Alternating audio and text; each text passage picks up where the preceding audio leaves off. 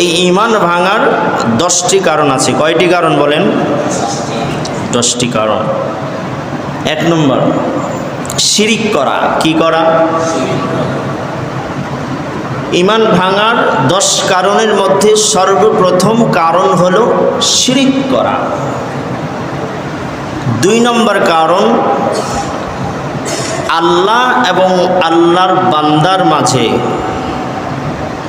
মধ্যস্থতাকারী করা।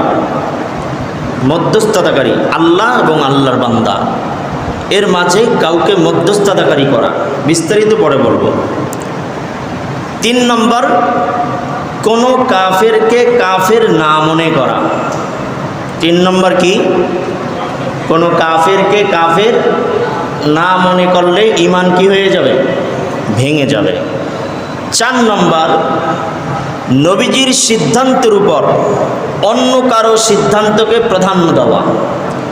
আল্লাহর নবীজি একটা সিদ্ধান্ত দিছে, এটা বাদ দিয়া অন্য আরেকজনের সিদ্ধান্তের উপর কি দেওয়া?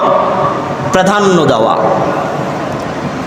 5 নম্বরে, নবীর সিদ্ধান্ত মেনে না নেওয়া। 5 নম্বরে কি বললাম? নবীর সিদ্ধান্তকে মেনে না নেওয়া। 6 নম্বর, আল্লাহ, আল্লাহর রসুল, আল্লাহর কোরআন, আল্লাহর বিধানকে ঠাট্টা করা। কি করা? আল্লাহ এবং আল্লাহর রসুলকে নিয়ে ঠাট্টা করে, কোরআনকে নিয়ে ঠাট্টা করা, আছে না নাই? এগুলো নিয়ে ঠাট্টা করা। 7 নম্বর, সেহের করা, মানে জাদু করা। কি করা? যদি কেউ জাদু করে, কুফরি করে, তার কি থাকবে না? ঈমান থাকবে না। এই গুণটা সমাজে মোটামুটি পাওয়া যায় নাকি বলেন? একজন আরেকজনকে জাদু করে, কালো জাদু করে, করে না? এরা ঈমান থাকে না। 8 নম্বর, মুসলিমের বিরুদ্ধে অমুসলিমদের সহযোগিতা করা। ঈমান ভাঙার 8 নম্বর কারণ, মুসলিমের বিরুদ্ধে অমুসলিমদের কি করা? সহযোগিতা করা।